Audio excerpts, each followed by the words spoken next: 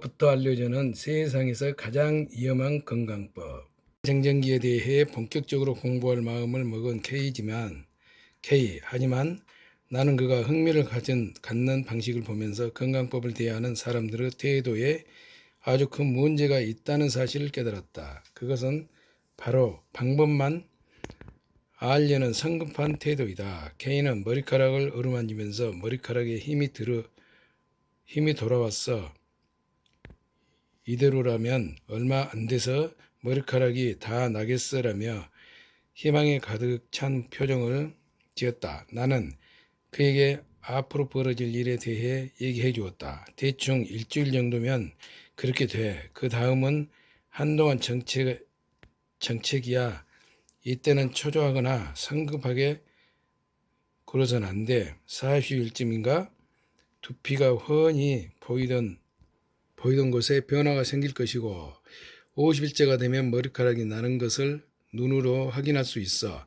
나는 참을성이 없고 성질이 급해서 항상 주변 사람들을 조마조마하게 만들곤 한다. 그렇다고 해서 아무 데서나 닥치는 대로 급한 성질을 부리지는 않는다. 연구라는 작업은 끈기 있게 한 걸음씩 나아가지 않으면 길이 열리지 않는다. 그래서 연구실에 틀어박혀 있을 때의 나는 절대로 조급하게 굴지 않는다. 마치 다른 사람 같다고 연구실 직원들도 놀랄 정도이다. 그러니 연구실 밖에 있을 때만큼은 대폭발을 일으켜도 다들 참아주겠지 하고 내 멋대로 믿고 있다. 건강법에 관해서는 모든 사람이 큰 흥미를 갖고 있다. 죽고 싶다는 사람이 많이 봤지만 병에 걸리고 싶어하는 사람은 본 적이 없다. 병을 좋아하는 사람은 아무도 없다. 하지만 어떤 건강법이 좋으냐는 문제로 들어가면 다들 너무 단순해지는 듯하다. 인간의 몸은 매우 복잡하다. 그럼에도 무엇을 먹으면 건강해진다느니 무엇 요법은 만병이 낫는다느니 하는 말들을 아무런 의심 없이 덜컥 믿는다. 그래도 될까? 개 중에는 좋은 건강법도 많겠지만 텔레비전에서 나토를 소개한 다음날 슈퍼마켓에서 나토가 동나는 현상은 비정상적이라고 나는 생각한다. 온화하고 느긋한 개조차 체내 정전기에 대해 알고 나더니 이론 부분은 건너뛰고 방법론으로 직행하려고 했다. 어떻게 하면 몸속에 쌓인 정전기를 뺄 수 있어? 그것부터 알려줘. 이내 대화의 초점을 그쪽으로 몰고 갔다. 이게 맞는 소리인지 아닌지 그것부터 의심해봐야지. 우리 아무리 친구가 하는 말이라도 제대로 납득한 다음에 실천해야 돼. 좀 더 왜, 어째서? 라는 질문을 던져서 납득한 다음에 방법을 찾는 게 맞아. 성질 급한 내가 느긋한 K를 말리게 되다니 건강법에는 마력이 있다는 생각을 안 할 수가 없다. 무엇이가 몸에 좋다고 하면 바로 달려드는 심리는 나는 평소에도 위험하다고 생각했었다. 예를 들어 아침에 일어나자마자 우유 한 잔을 마시고 물을 알칼리 온수를 고집하고 몸에는 자석을 만든 건강용품을 두르고 쇼핑 갈 때는 지압 가는 기능이 있는 신발을 신고 외출하고 집에 있을 때는 건강기구를 사용하면서 텔레비전을 보라는 사람들이 있는데 이렇게 하면 건강해질 수 있냐고 나는 묻고 싶다. 치인시황도 잘못된 건강법으로 수명을 단축했다. 동서고금을 막론하고 예부터 건강장수와 불로장수는 인류 여어머니다. 만리장성의 초석을 쌓은 시황제는 기원전 259년 1월에 태어나 기원전 246년 13세의 나이로 왕위에 올랐으며 기원전 221년에 중국 전체를 통일했다. 시황제는 어려서부터 체질이 허약했던 터라 중국을 통일한 무렵부터 불사를 위해 방사, 신선도의 원시적인 형태 혹은 의술로 향하는 사람, 방사를 중용했다. 그 중에서 서복이 유명한데 시황제는 서복에게 동방에 있다는 복례국을 찾아가 선인을 데려오라는 명을 내렸다고 한다. 서부고 이야기에 나오는 불로초는 구기자라는 설도 있고 다시마라는 설도 있다. 그런데 사실은 선약, 수은이란 설이 유력, 선약이었다고 한다. 수은이 독이란 사실은 현대의 상식이지만 당시에는 그 같은 지식이 없었다. 그 까닭에 시황제는 수은을 불로불사의 영약이라 믿고 기꺼이 복용했다. 그 결과 건강을 해치게 되었고 기원전 210년 7월에 발병해서 사망했다고 한다. 시황제가 유능한 황제였으면 널리 인정받고 있다. 만약 시황제가 없었더라면 중국은 통일되지 못한 채 분열된 상태에서 역사가 진행되었으리라는 추측까지 나올 정도다. 그렇게 유능했던 시황제조차 건강법에 대한 올바른 지식이 없었던 탓에 수명을 단축하는 결과를 초래했던 것이다. 현대만큼 예방법에 대한 관심이 높은 시대도 없었다. 인간이라면 누구나 질병이나 죽음을 반기지 않는다. 옛날에도 건강관리나 장수에 대한 소망은 간절했다. 먼 과거에는 병에 걸리고 나서 혹은 노병사가 가는 앞에 닥친 다음에야 비로소 허둥지둥 소란을 피웠고 근데 이제는 사회에서는 신이나 종교의 구원을 받았으며 근대 이후에는 현대의학에서 질병의 치료를 구하게 되었다. 그런데 최근 건강 문제를 고민할 기회가 생긴 사람들은 항생물질의 내성을 가진 황색포도상 규균, MRSA와 식인 박테리아, 비브리오, 폐혈증, 에이즈 조류, 인플루엔자, 신종플루 같은 전에 없던 질병이 출현하는 모습을 보면서 환경 이변이 원인이라는 사실을 점차 깨닫게 되었다. 현대 과학의 놀라운 발전으로 마치 인체의 신비가 100% 가까이 해명된 양 착각하는 사람도 있겠으나 실제로 그 정도까지는 해명되지 않는 것이 현실이다. 그런 만큼 올바른 지식 없이 똑똑한 사람이 하는 말이니까 모두가 하고 있으니까 하는 같은 이유만으로 건강법을 채용하는 것은 참으로 무서운 일이 아닐 수 없다. 그런 의미에서 체내 정전기에 관해서도 이 책을 끝까지 꼼꼼하게 읽고 납득이 되면 그때 자신의 건강법으로 받아들이길 바란다. 체내 정전기가 질병을 일으키는 원리. 챕터 2. 적혈구 표면의 대정 균형이 무너져 혈액이 끈끈해진다. 체내 정전기는 어쩌다가 이용구하게 됐어?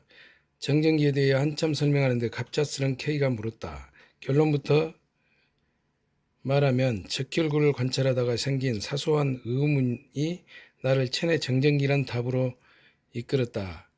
한때 LBA라고 해서 혈액 상태를 보고 질병을 진단하는 검사가 유행했었다. 피험자의 혈액을 한 방울 채취해서 현미경을 이용한 생물 및 광물의 표본, 프레파라트라고도 한다. 표본으로 만든 다음 현미경으로 관찰하는 방법이다. 현미경은 모니터에 연결돼 있어 TV 화면으로 혈액의 흐름을 볼 수 있었다. 당시 나는 이 검사법을 우수하다고 생각에 주목하고 있었다. 이 검사에서는 혈관 속을 흐르는 적혈구 모습을 뚜렷이 볼 수 있다. 둥근 탁구공 모양의 적혈구가 통통 튀듯이 흐르는 혈액은 건강한 혈액이다. 병이 있는 사람의 혈액은 적혈구끼리 뭉쳐 있거나 염주처럼 이어져 있다. 사진 2 참고. 사진 2. LBA 검사로 본 혈액.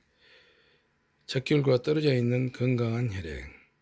적혈구가 뭉쳐 있는 병든 혈액.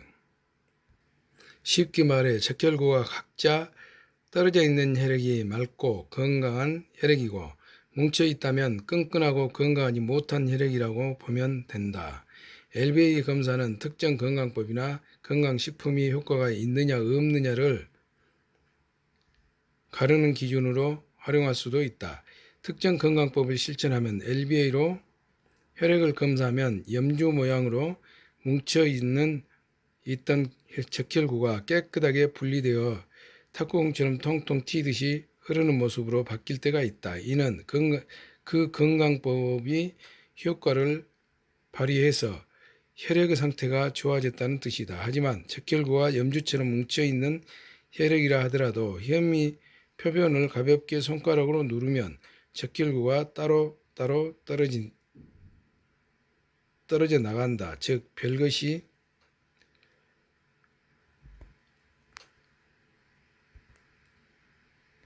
별것 아닌 잔재주만으로도 건강하지 못한 혈액을 건강한 혈액으로 둔갑시킬 수 있다는 말이다. 그래서 이 점을 악용해 자신들이 취급하는 건강식품이 이렇게나 효과가 좋다고 속임수를 써가며 선전하는 사람들이 나오기 시작했다. 이들의 사기 행각이 드러나면서 LBA 검사 결과 자체를 믿을 수 없다는 인식이 퍼졌고 LBA 검사를 하는 사람들은 급속히 줄어들었다.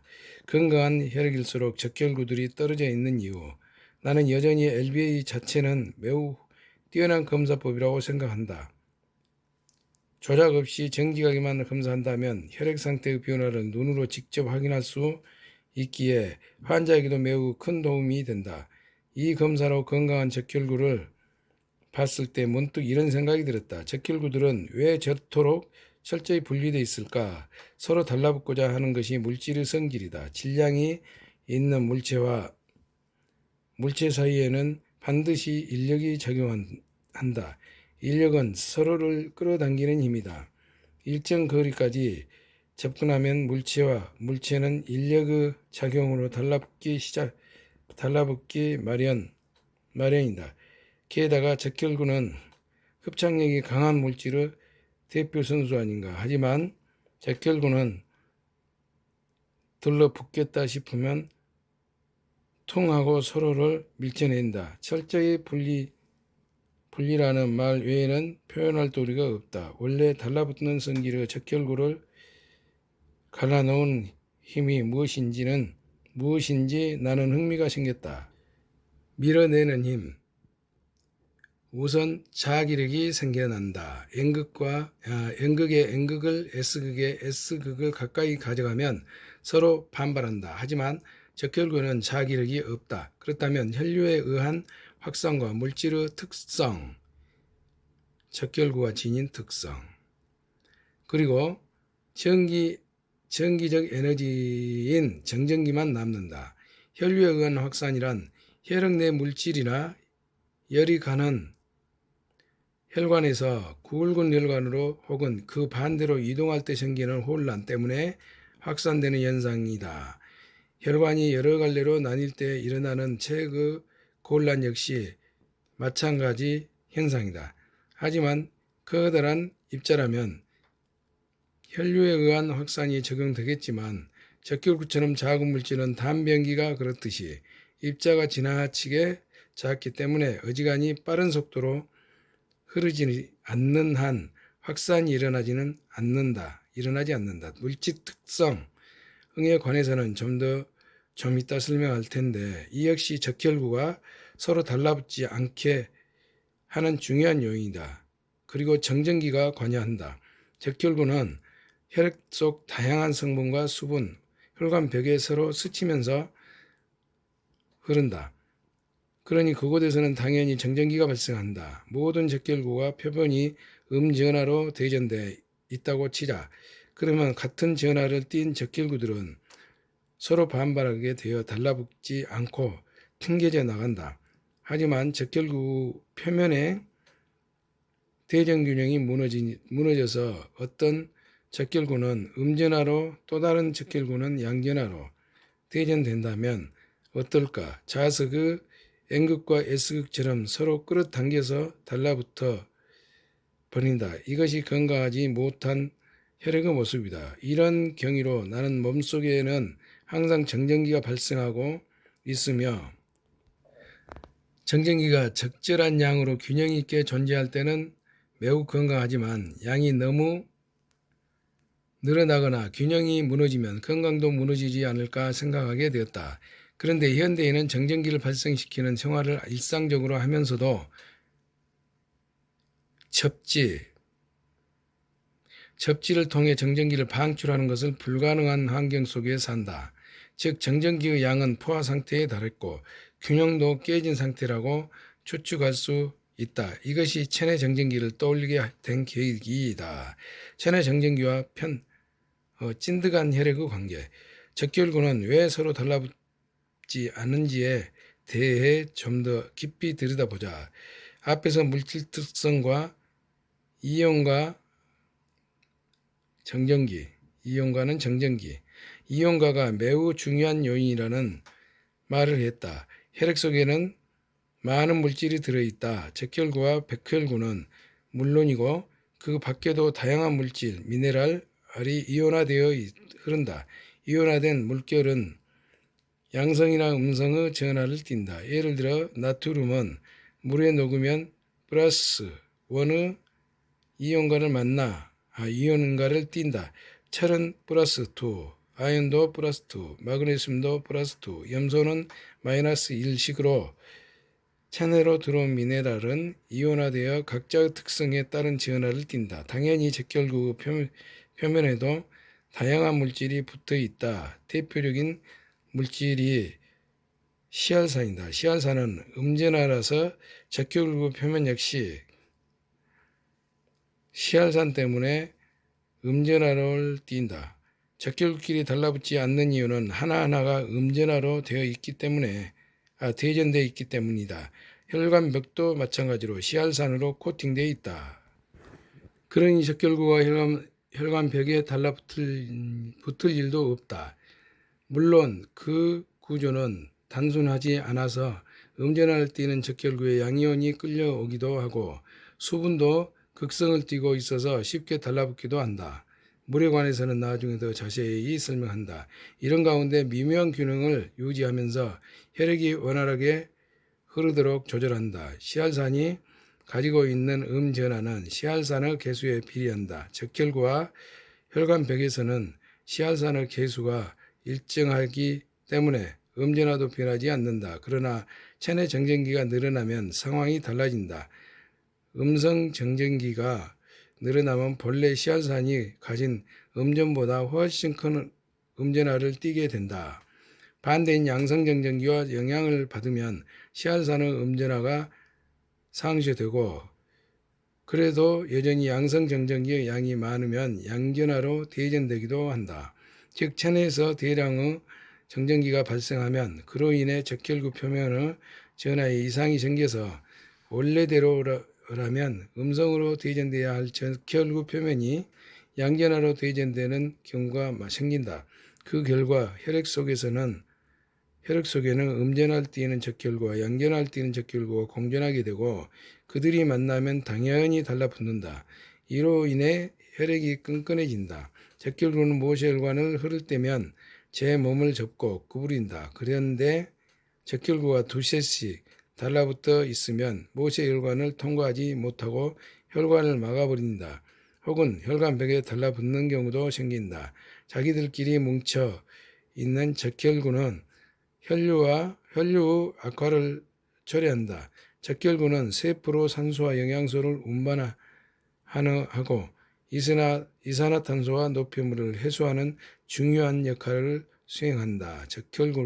적혈구가 서로 뭉친 탓에 몸 구석구석까지 혈액이 도달하지 못하면 말초신경의 세포는 산소 부족과 영양 부족을 일으키고 이산화탄소와 노폐물이 축적되어 결국에는 사멸한다. 수족냉증이 그 초기 증상이다. 그리고 이어서 내장의 기능이 저하되면서 다양한 질병이 발병한다. 적혈구가 달라붙지 않게 할 것, 이것은 건강을 위해서는 정말 중요한 수칙이다.